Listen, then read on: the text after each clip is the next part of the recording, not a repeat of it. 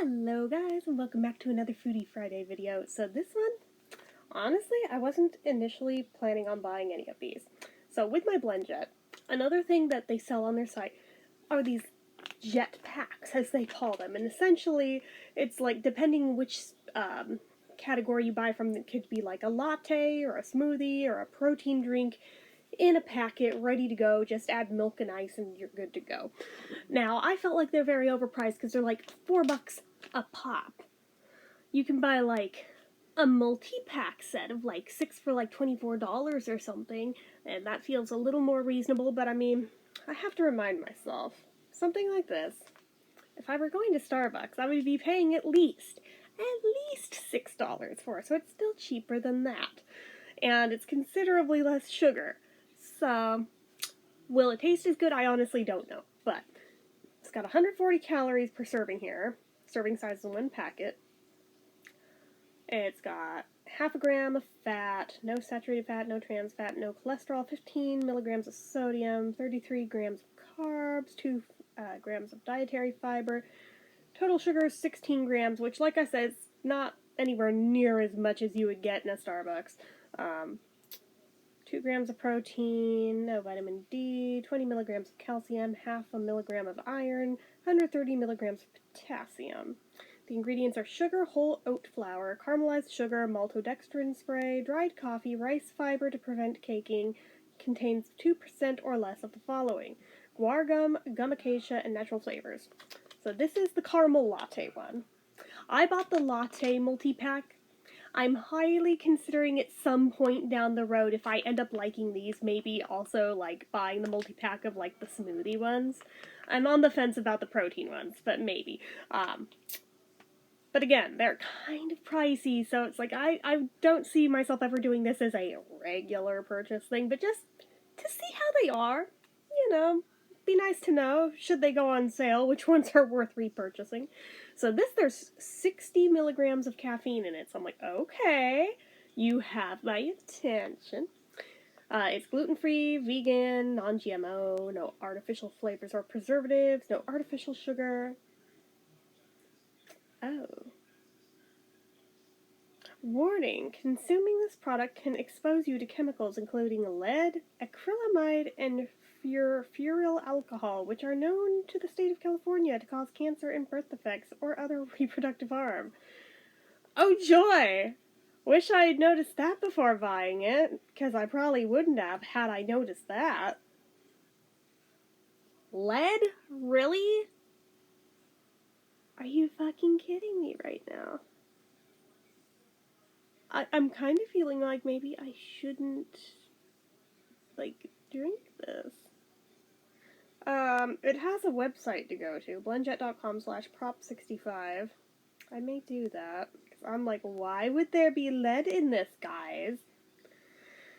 But, anyway, so the directions, if you have a BlendJet 2, which is this one, fill your BlendJet with 8 ounces of milk of choice and 4 ounces of ice. Then add the entire contents of the JetPack, blend for 2 full cycles. And that's it. Pretty easy.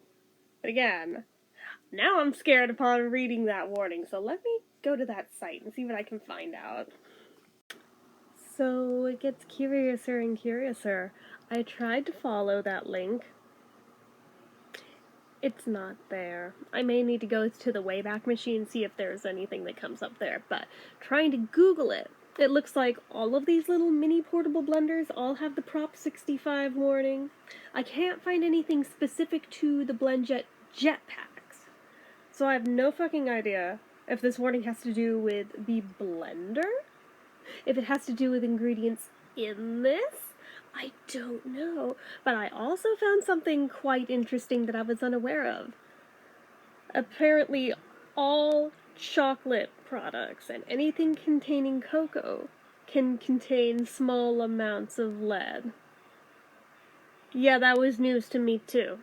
So, given how much chocolate I consume, I apparently am consuming some of this shit anyway, so I guess I'm gonna still make this thing anyway. But I was just like, God, I hope I don't come to regret this, but from what I can find on the internet, it looks like a lot of brands, just out of an overabundance of safety, would rather place the label on their stuff than test for over 900 chemicals. Sometimes they don't even have the chemicals in them, but they would rather put the warning there so that they don't get slapped with a fine in case they're wrong. So I may be worried over nothing, or maybe there is something. If anybody has more specific info on this exact product, though, and why the hell it's there, please leave it in the comments. But, anyway, I am going to go make this now, and see how it tastes, and hope it doesn't kill me. So, I'll be back. Okay, so I went and I blended it up. It smells pretty good anyway. Stuck a straw in it. I think on this one, I will just drink it out of the thing instead of pouring it into another thing.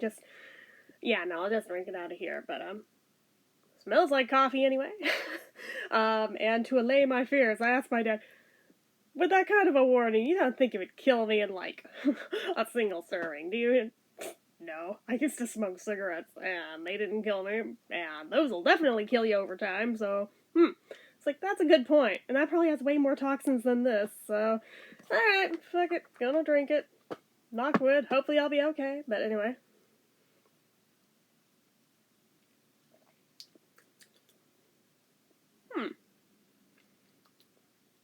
Not as sweet as I was expecting, but I think I was expecting it to somehow taste like a Starbucks, so there is that. But trying to distance that out of my mind, definitely tastes like coffee.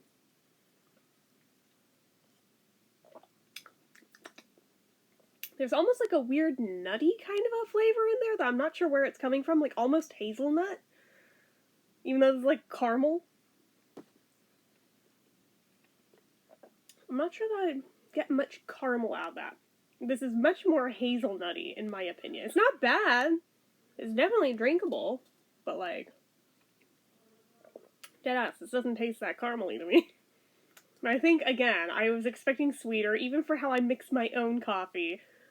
I had a crap ton of creamer to it, so I'm like, oh, this is like way darker than I would normally take my coffee, but that's okay. That's okay. That's not bad. Like, honestly, like, if I were going to drink it this dark, this is not a bad flavor. Like, especially if you like hazelnut, like, straight up, it tastes pretty good for that, but don't go into it expecting it to taste super caramely, because no. Now, if you would like to add caramel to it, I'm sure you could doctor it up to taste very caramely. I mean, I do have that caramel syrup sitting in the fridge, so I could very easily doctor this up. But I'm not going to. Honestly, I'm just going to drink it as is, because I'm like, probably plenty sugar in there. I don't need to go adding to it. But yeah, I would say flavor-wise, maybe a 3 out of 5. Given the price point, though, for what it is, plus the anxiety of the Prop 65 warning, plus the fact that it doesn't really taste like what was advertised, maybe like a 2. So depending on which thing we're rating, the whole overall package or just the flavor, somewhere between a 2 and a 3, I think. Could have been better. Could easily be doctored up, though, so it's fine. It's fine for what it is. So, anyway, that's it for this one, guys. So, as usual, you know what to do. If you like this video, go ahead and give it a like. If you're not already and you'd like to be, click subscribe. Hit that notification bell icon so you never miss an upload. Leave comments down below. Make sure you're following my social media accounts, my Facebook fan page, my Twitter, my Instagram, my eBay, my Reddits, everything about it's all down below. And if you like what I do here on this channel and you'd like to help support it, the donation link, as always, is down in the description. Anyway, guys, until next time, see ya.